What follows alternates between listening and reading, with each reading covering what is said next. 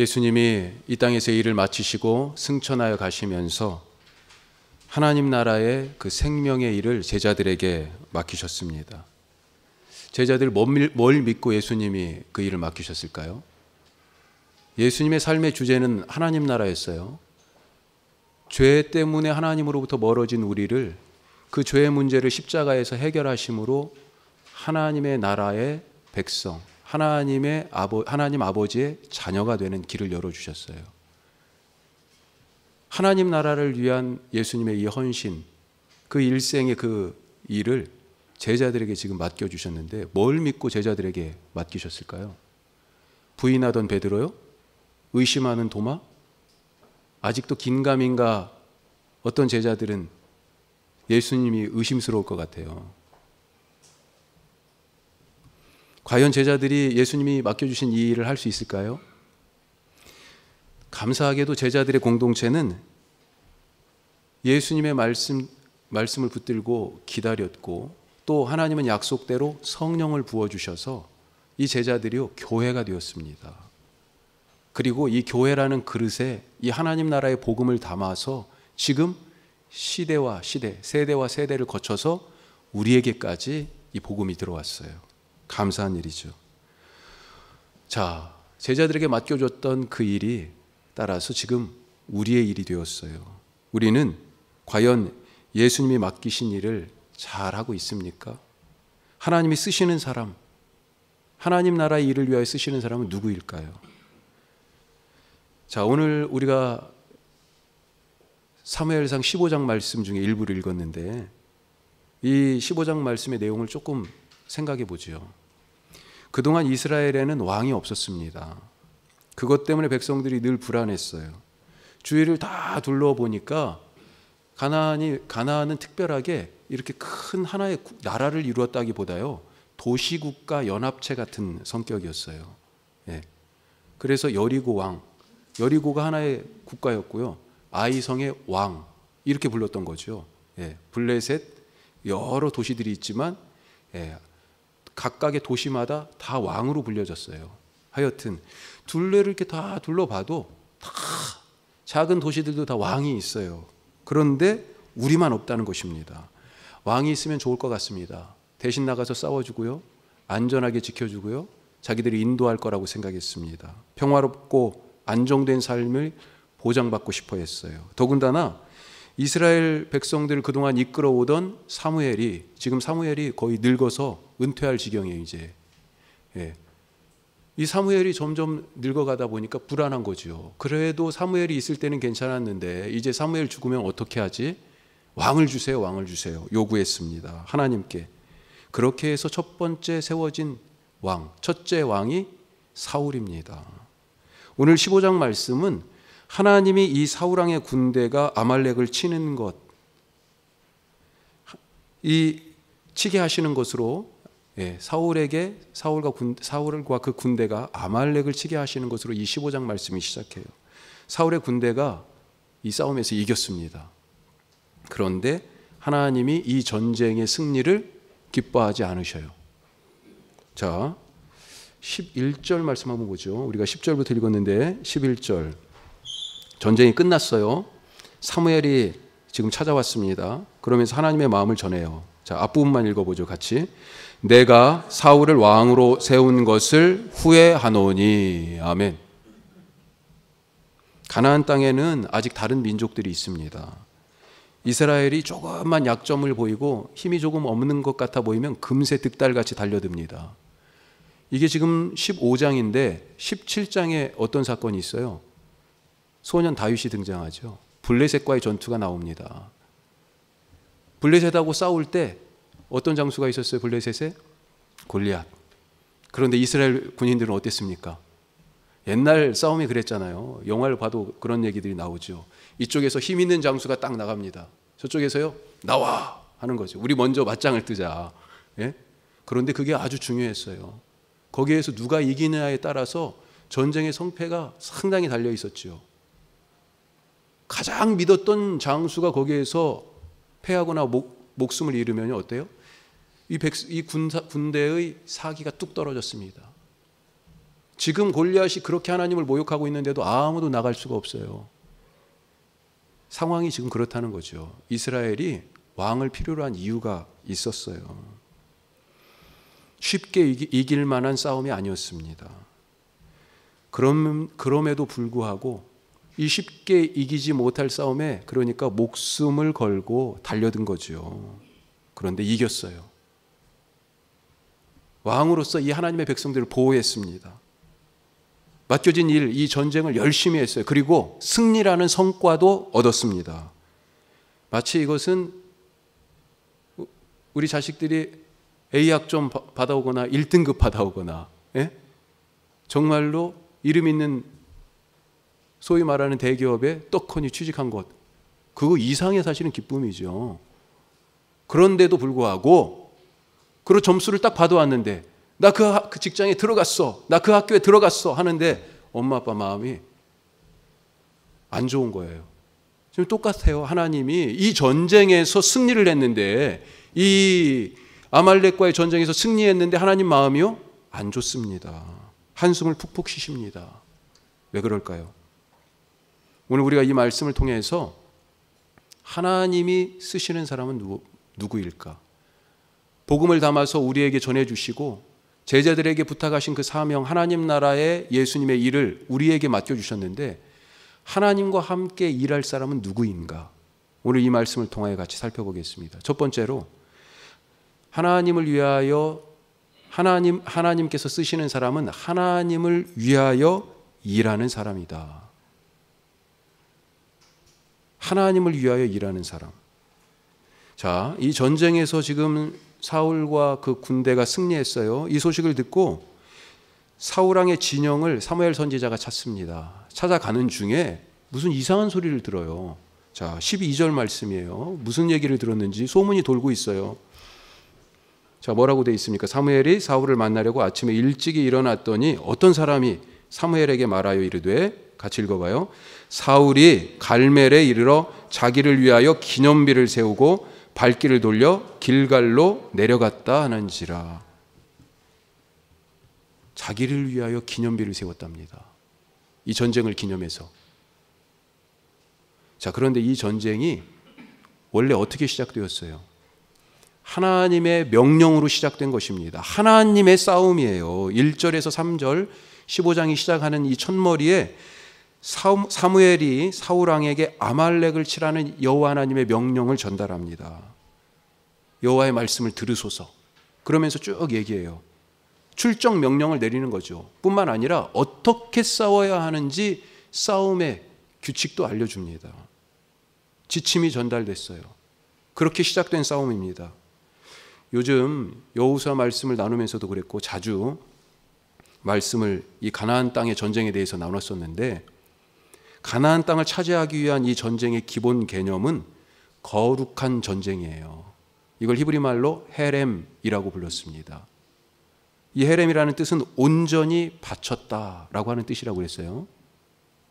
겉으로는 창과 칼로 그것을 들고 싸우지만 이 전쟁의 본질은 하나님께 온전히 바치는 행위, 곧 예배라는 것입니다. 첫 번째 성인 여리고성이 바로 그 좋은 예예요. 첫 번째 여리고성에서 싸울 때 사람의 싸움이 아니라 이것이 하나님의 싸움이다 라고 하는 것을 분명하게 보여주셨어요. 이스라엘 백성들이 성을 무너뜨리기 위하여 한 일이 아무것도 없어요.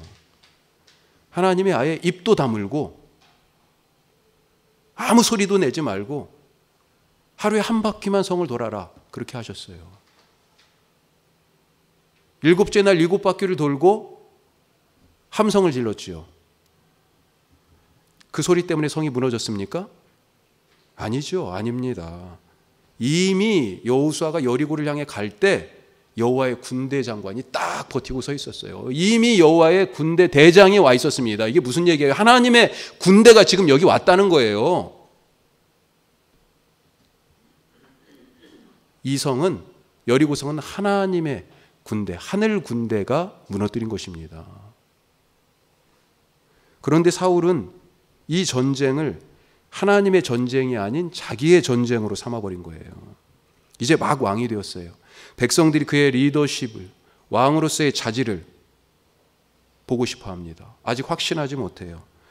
왕도 사울도 뭔가를 지금 보여줘야 될 것 같아요.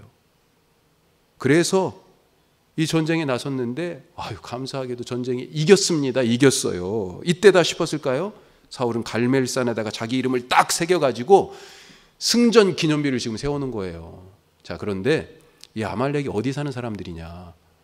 아말렉은요, 이 남쪽에 사는 사람들입니다. 예전에 홍해를 건너서 광야를 지날 때 아말렉이 이 이스라엘 백성들의 앞길을 막았어요.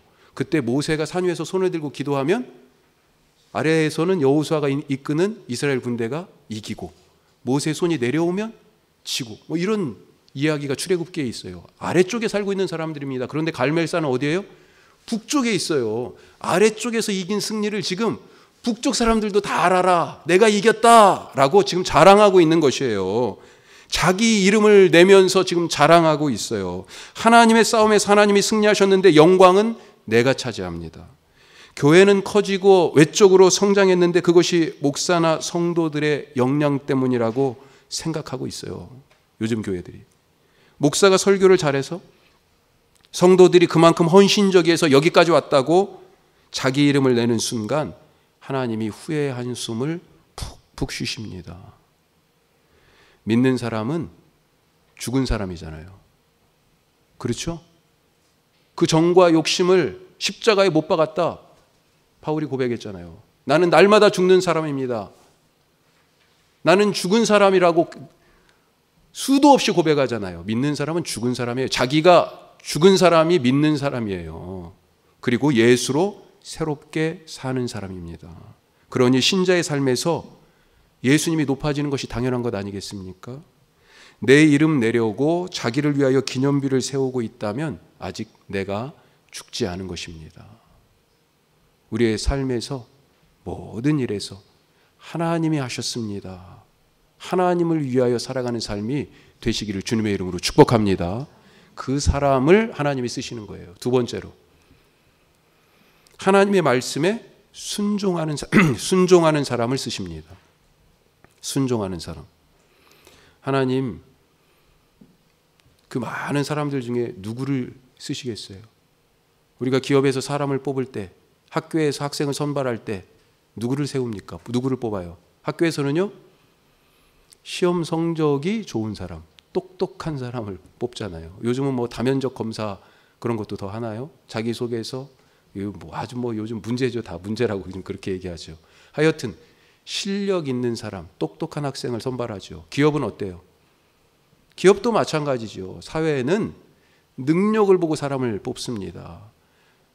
똑똑하다는 사람에게 그 일을 맡깁니다. 재주가 있는 사람들을 칭찬해요. 그런데 하나님은 누구를 뽑아요? 능력 있는 사람 뽑는 게 아니에요. 재주 있는 사람도 아니고 똑똑하다는 사람도 아닙니다. 하나님은 순종하는 사람을 뽑으십니다. 바울이 뭐라고 그랬어요? 나는 약한 것을 자랑합니다. 그러면서 하나님이 약한 자를 통하여 강한 자를 부끄럽게 하시고 미련한 자를 통하여 지혜 있는 자를 부끄럽게 하셨다. 그렇게 말합니다. 하나님이 능력이 없어서 능력 있는 사람이 필요합니까? 하나님이 어떤 재능이 없어서 재능 있는 사람이 필요해요? 하나님이 가진 게 없어서 온 세상의 주인이신데 돈이 모자라서 있는 사람을 요구하세요? 그렇지 않으시다는 거죠. 하나님에게 필요한 사람은 순종하는 사람입니다. 사울은 자기 이름을 위하여 전쟁했기 때문에 하나님의 방법을 따르지 않았습니다. 내 전쟁이니까, 자기 전쟁이니까 자기 마음대로 한 거예요. 하나님 말씀이 필요 없어요. 그래서 전쟁의 승리에도 불구하고 하나님 마음이 불편한 것입니다. 이거 참 위험한 거예요. 지금 전쟁에서 이겼다는 것은 성공했다는 거 아니에요. 인생 성공한 거예요. 하지만 이 성공이 아닙니다. 사울의 성공이 하나님의 성공이 아니에요. 사울의 성공이, 나의 성공이 하나님의 성공이 되어야 되지 않겠습니까? 그런데 성공이 지금 아니라는 거예요. 이 성공이 함정입니다. 덫이에요. 하나님 말씀대로 하지 않아도 잘 된 거잖아요. 이겼잖아요. 봐요, 이겼잖아요. 내 마음대로 했는데 됐잖아요. 내 방법대로 했는데도 괜찮잖아요. 그러니 여기서 조금만 더 가면 어떻게 됩니까? 하나님 필요 없어요. 하나님 없어도 다 되는데 뭘 하나님 필요해요. 그런 교만으로 나가게 됩니다. 자, 그러면 사울은 이 전쟁을 지금 하나님의 전쟁이라고 여기지 않고 내 전쟁이다 그러는데, 그래서 자기 마음대로 했는데, 이 전쟁을 하나님의 전쟁으로 사울을 보내서 싸울 때 하나님의 방법이라고 주신 지침이 있었어요. 원래 이 전쟁에 대한 하나님의 지침이 무엇이었습니까? 우리가 읽지 않았지만 15장 맨 앞에 있어요. 15장 3절에 보시면, 우리 3절 앞부분만 같이 읽어보죠. 같이 읽습니다. 지금 가서 아말렉을 쳐서 그들의 모든 소유를 남기지 말고 진멸하되. 아멘. 바로 이 말씀이죠.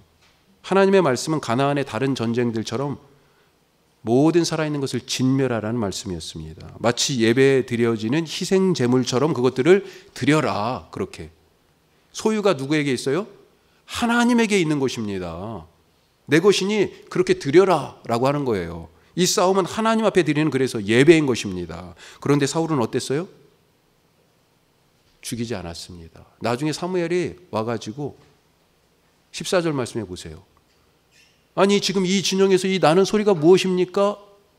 지금 그러고 있어요. 14절 보세요. 사무엘이 이르되 그러면 내 귀에 들려오는 이 양의 소리와 내게 들리는 소의 소리, 이게 어찌 된 것입니까? 아니 다 죽었어야 되는데 지금 짐승들 소리가 나고 있어요. 이 짐승들 죽이기가 사울 왕과 백성들 입장에서는 아까웠겠죠. 이거 살려두면 얼마나 좋겠습니까? 이것들이 다 재산이잖아요. 지금 아말렉 진영에 치고 들어가가지고 보니까요, 어휴, 저기 막 이 짐승들이요, 야, 이거 이렇게 잘 키워놨어요. 탐나는 거예요. 저 어려서 시골에서 동네에서 대학에 가는 그런 형님들이 거의 없었어요. 몇 안 됐죠. 그런데 대학에 어느 집에서 딱 대학을, 그것도 아들이 보통 아들이 딱 가면 소를 팔았습니다. 소를. 지금도 소 한 마리 값이 얼마입니까? 비싸요. 그렇죠. 한우만 생각해도 그렇죠. 그 고기만 생각해도 얼마일까 지금 뭐 시세가 어떻게 되는지 정확히 모르겠지만 하여튼 엄청 비싸다고 알고 있어요. 그때 당시는 어땠겠습니까? 아니 이 귀한 소를 지금 몇십 년 전만 해도 시골 동네에 소 한 마리 있으면 부자라고 그랬었는데 그 소를 다 죽여야 되는 거예요. 그 양을 다 죽여야 되는 거예요. 아깝죠. 이거 다 이제 우리 거가 될 수 있는 것인데, 아니 다른 민족들은 전쟁하면 다 그렇게 가져다가 그렇게 자기 것으로 삼는데, 아니 이 하나님은 왜 이렇게 유별나신 거예요? 다 왜 죽이라는 거예요? 왕 입장에서 또 봤을 때는요, 목숨 걸고 싸운 백성들에게 뭔가 보상을 해줄 필요도 있었습니다. 백성들의 마음을 얻어야 됐잖아요. 이렇게 손에 뭔가를 딱 쥐어주면 어떻게 됩니까? 다음번에 또 전쟁이 있다고 그럴 때 제가 가겠습니다. 제가 가겠습니다. 그러지 않겠어요? 왜 이 짐승들을 죽이지 않는 그런 일을 저질렀을까요? 왜 하나님의 말씀을 어겼어요? 이 전쟁이 하나님 전쟁이 아니라 내 전쟁이라고 생각했기 때문입니다. 내 인생이니 내가 결정한다는 것이죠. 이렇게 하나님 말씀대로 하지 않으니 거룩한 이 일이 자기 욕망을 채우는 일로 전락합니다. 사무엘이 사울 왕에게 나중에 얘기해요. 이 뒤에 19절을 한번 보십시오. 지금 이 거룩한 일이 어떻게 변질됐는지 적나라하게 고발하고 있어요. 19절 우리 이렇게 되어 있습니다. 제가 읽어볼게요. 어찌하여 왕이 여호와의 목소리를 청종하지 아니하고 탈취하게만 급하여 여호와께서 악하게 여기시는 일을 행하였나이까. 사울에게 이 전쟁은 자기 욕망을 채우는 수단이었습니다.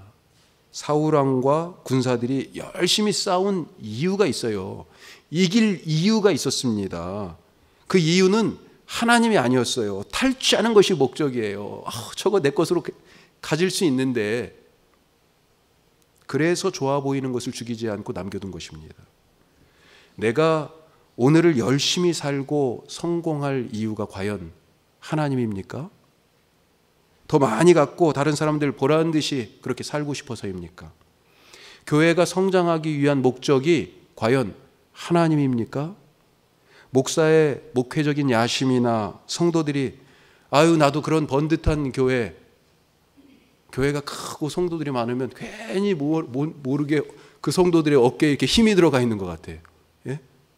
자기는 기도도 안 하고 말씀도 안 읽고 봉사도 안 하고 겨우 주일에 한 번 예배 드리면서 나도 그 교회 교인이에요. 뭔가 힘이 들어간 것처럼. 그런 헛된 자부심입니까? 사울의 이런 탐욕은 여리고성의 전투에서 하나님의 말씀을 어기고 아이성 전투에서 이스라엘 백성들을 곤경에 빠뜨린 아간의 것과 같습니다. 아간이 그 물건들을 보고 마음이 혹했잖아요. 훔쳐가지고 자기 텐트 안에 들어가서 땅을 파고 묻어놨잖아요. 그런데 이 사울의 죄는요, 아간보다 더 큰 죄예요. 아간의 죄는 한 사람 개인의 죄지만 이 사울왕의 죄는요, 이스라엘 군대가 조직적으로 행한 그런 공동체 집단 범죄입니다. 더 황당한 것은요, 이 탐욕을 교묘히 감추려고 그럴싸한 이유를 대고 있다는 것입니다. 우리 15절 말씀 다시 한번 읽어보죠. 자, 15절. 그 이유가 여기 나와 있어요. 겉으로는 탐욕인데, 속으로는 탐욕인데 그것을 살짝 감싸고 있어요. 자, 15절 같이 읽어보겠습니다. 사울이 이르되 그것은 무리가 아말렉 사람에게서 끌어온 것인데 백성이 당신 하나님 여호와께 제사하려 하여 양들과 소들 중에서 가장 좋은 것을 남김이요 그 외의 것은 우리가 진멸하였나이다 하는지라. 왜 이걸 살려뒀다고요?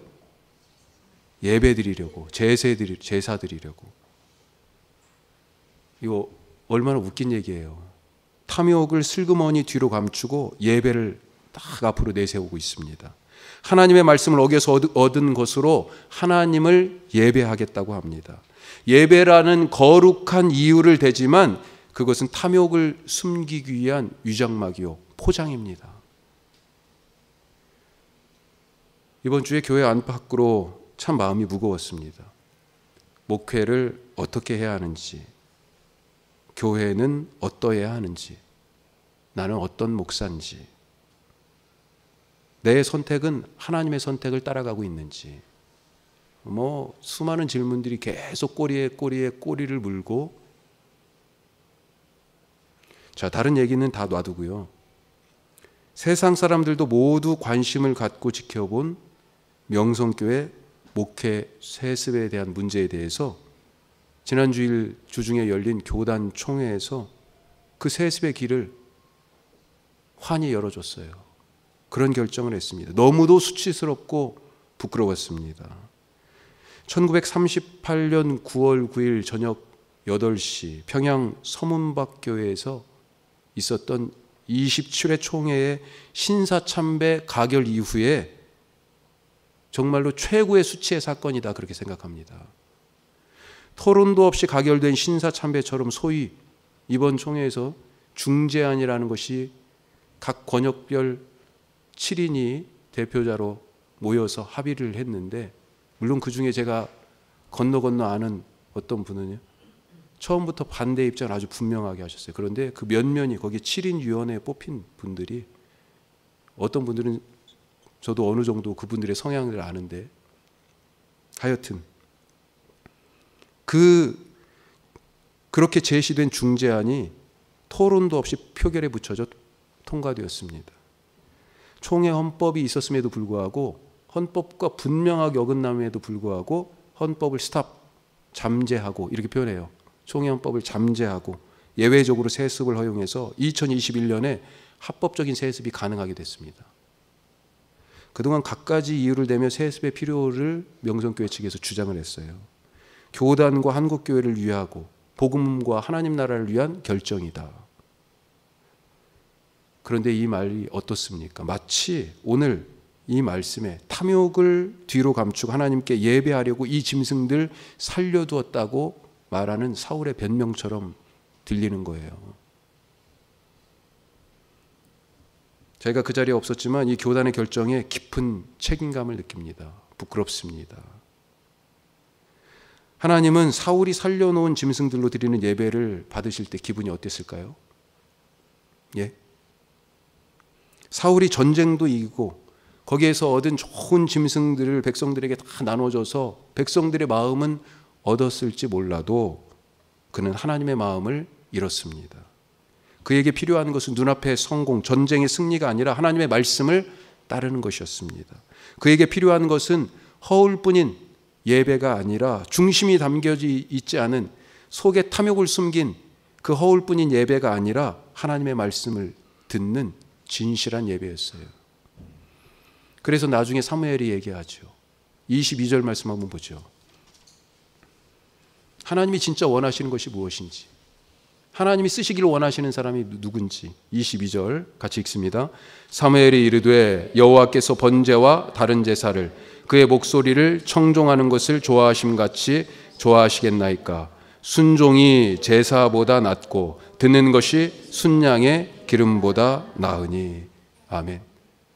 순종하는 사람을 하나님이 쓰시는 것을 믿으시기 바랍니다. 자, 세 번째로 하나님은 진실한 사람을 쓰십니다. 진실한 사람. 자, 13절 말씀을 보면 사무엘이 이 사울의 진영에 방문하자 사울왕은 뭐라고 얘기해요? 전쟁을 여호와 하나님의 명령대로 그렇게 행했습니다. 명령대로 했다고 얘기를 해요. 이게 얼마나 뻔뻔한 사람이에요. 금방 탄로날 거짓말 아닙니까? 짐승들 소리가 지금 들리고 있어요. 그런데도 여호와 하나님 명령대로 했다고 얘기하는 거예요. 아말렉 왕이 저쪽에 지금 살아 있습니다. 아직. 이 짐승 소리가 지금 무엇이냐고 사무엘이 물어보자 바로 둘러대죠. 우리 아까 15절 말씀 읽었습니다만 15절 또 21절 말씀이 같은 말씀이에요. 15절에 보면 뭐라고 시작해요? 예?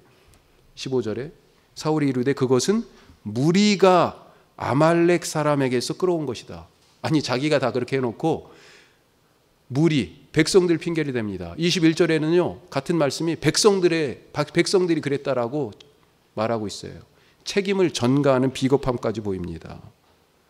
더구나 앞에서 살펴봤지만 제사를 하기 위하여 가장 좋은 것, 그 짐승들을 남겨두었다라고 말하고 있잖아요. 자, 그런데 이것이 다 거짓말이에요. 뻥이에요. 진짜 이유가 24절에 있습니다. 24절. 여기 진짜 이유. 이 사무엘이 계속해서 다그치자 결국은 사울 왕이 실토합니다. 내가 죄 지었다고. 그러면서 진짜 이유를 얘기해요. 자, 24절 우리 같이 한번 읽겠습니다. 사울이 사무엘에게 이르되 내가 범죄하였나이다. 내가 여호와의 명령과 당신의 말씀을 어긴 것은 내가 백성을 두려워하여 그들의 말을 청종하였음이니이다. 드디어 나오죠? 드디어 나와요. 사울이 가장 두려웠던 것은 하나님이 아니라 백성들이었습니다. 정말 왕을 잘하고 싶었던 것 같아요. 백성들의 기대도 알고 있었습니다. 그런데 이것이 동시에 두려움이었어요. 백성들이 나를 왕으로 인정하지 않으면 어때? 어떻게 하지? 내게 등을 돌리면 어떻게 할까? 두려웠어요. 그래서 하나님을 버리고 눈에 보이지 않는 하나님을 버리고 눈에 보이는 백성들을 선택한 것입니다. 백성들이 제안하는 방법을 따랐습니다. 아마 백성들이 엄청나게 요구했을 거예요. 그거 왜 죽여? 우리가 이렇게 전쟁하는 게 이게 얼마나 비효율적이야. 예전에 전쟁하면 사람들도 잡아다가 뭐 했어요? 노동력으로 썼잖아요. 짐승처럼 부렸잖아요. 거기에 있는 모든 소유들을 자기 것으로 삼아서 자기의 부를 축적했잖아요.